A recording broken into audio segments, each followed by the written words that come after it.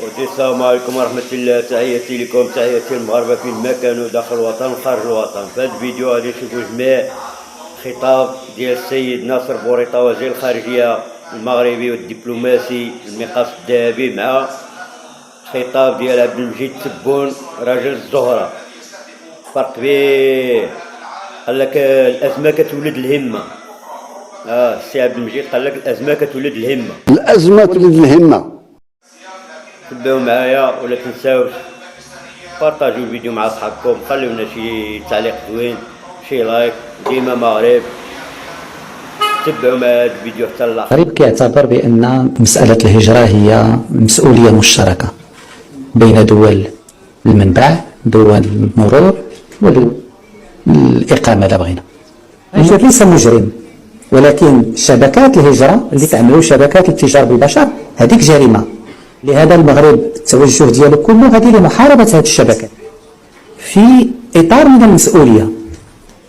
المغرب علاش مرتاح الحديث عن مسألة الهجرة؟ لأن ما محتاجش. المغرب دار في إطار الهجرة اللي أعلن عليها جلالة الملك في 2013، المغرب سمح ل 60,000 مهاجر إفريقي باش أنه يستقر في المغرب.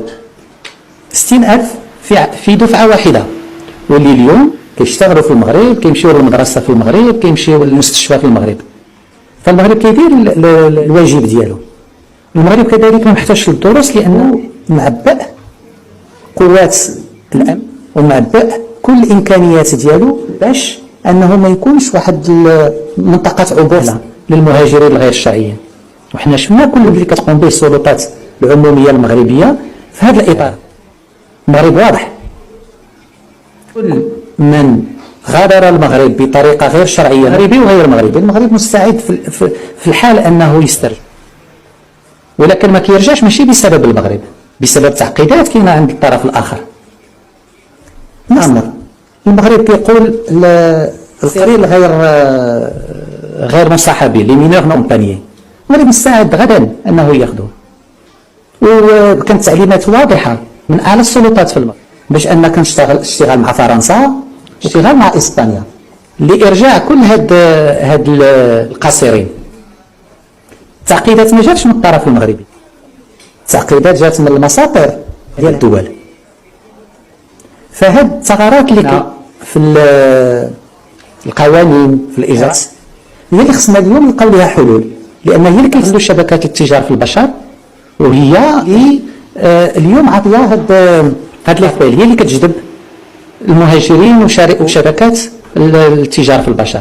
الى لقى لها حلول والمغرب مستعد لهاد الحلول، فالوضع غيتغير. وهاد الاريحيه وهاد الراحه اللي عند شبكات البشر بانها تستغل القاصرين وانها تستغل بعض الطرق الهجره الغير مشروعه غنشوفها، ولكن كل واحد يتحمل المسؤوليه ديالو. والمغرب عبر على الاستعداد ديالو وعمليا قال عطيوني. وراه ما عارفين شنو نقول. الأخوة الجزائري. نعم. الأخوة الجزائري. الأخوة أنا ما نتشراش، ما نتشرا ما نتباع. مازال ما فهموهاش. دير لي الضغط أنت بهادي وهادي، اضغط روحك. أنا الضغط الأزمة تولد الهمة. هذه السياسة تاعي. أنا ملي تضغط عليا هذاك هو يتقوى. Tu comprends ça que je ne suis pas fait comme tel. أنا ضغط عليا وهددني وتشوف لما نوليكش تتحرك منك. كما شفتوا لو وصلتوا لاخر فيديو لا تنساو تخلونا في التعليقات. الازمه كتولد الهمه عند الكراغيله ماشي عندنا حنا.